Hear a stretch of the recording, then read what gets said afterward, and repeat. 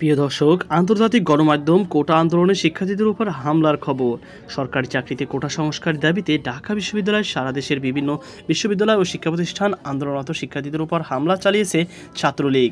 গতকাল সোমবার হামলায় এসব ঘটনায় কয়েকশো শিক্ষার্থী আহত হয়।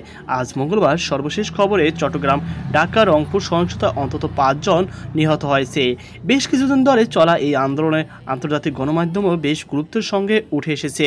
বার্তা সংস্থা এএফপি, রয়টার্স ও AP, Al Jazeera, BBC, NDTV সহ বিভিন্ন আন্তর্জাতিক সংবাদ মাধ্যম এই ঘটনা গুরুত্বের সঙ্গে প্রতিবেদন প্রকাশ করেছে।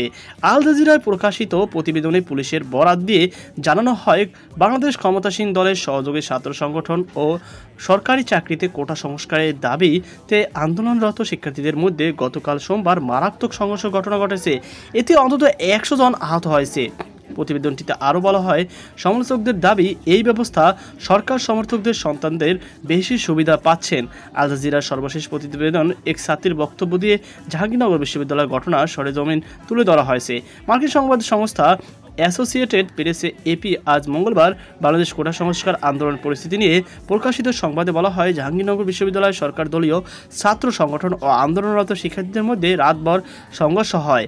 এতে পুলিশ টিয়ার গ্যাস নিক্ষেপ ও আন্দোলনকারীদের লাঠিপেটা করে।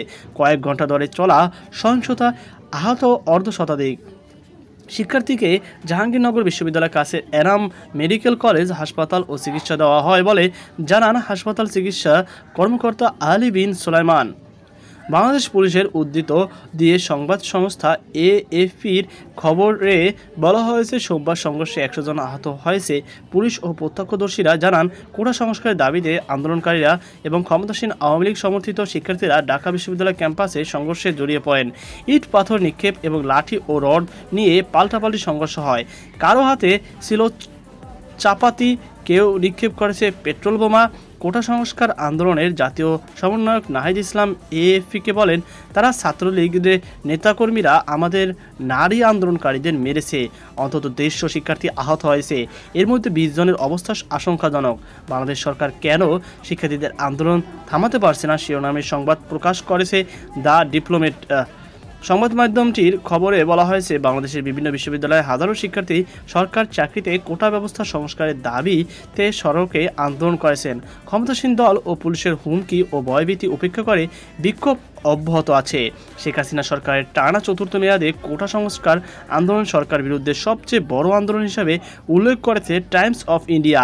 সংবাদ মাধ্যমটির ভাষ্য, চলতি মাসের শুরুর দিকে এই আন্দোলন শুরু হয়। হাইকোর্ট মুক্তিযুদ্ধের সন্তানদের জন্য সরকারি চাকরিতে ৩০% কোটা পুনর্বহালের আদেশ দিলে শিক্ষার্থীরা ক্ষুব্ধ হয়ে পড়েন। কয়েকদিন আগে কোটা সংস্কার আন্দোলন নিয়ে বিবিসিতে সংবাদ প্রকাশিত হয়। চাকরিতে মুক্তিযোদ্ধার সন্তানের জন্য কোটা নিয়ে ক্ষোভ শিরোনামের ওই প্রতিবেদনে বলা হয়, ভালো বেতন কাঠামোর জন্য বাংলাদেশ সরকারি চাকরি বহুল প্রত্যাশিত। তবে সরকারি চাকরিতে মোট পদের অর্ধেকের বেশি নির্দিষ্ট গোষ্ঠীর জন্য সংরক্ষিত। তুরস্কের বার্তা সংস্থা আনাদলু খবরে বলা হয়েছে, আজ মঙ্গলবার রংপুরে পুলিশের সঙ্গে সংঘর্ষের সময় বেগম রোকেয়া বিশ্ববিদ্যালয়ের শিক্ষার্থী আবু সাইদ, যার বয়স ২৫ বছর, তিনি নিহত হয়েছে। ওই সংঘর্ষে আরও অন্তত ২২ জন আহত হয়েছে। এছাড়া ভারতীয় গণমাধ্যম NDTV, the Indian express, the print, Telegraph India সহ বিভিন্ন গণমাধ্যম বাংলাদেশের কোটা সংস্কার আন্দোলন ও সংঘর্ষের ঘটনা উঠে এসেছে। সংঘর্ষে শতাধিক শিক্ষার্থী আহত হয়েছেন বলে এসব গণমাধ্যমে উল্লেখ করা হয়েছে।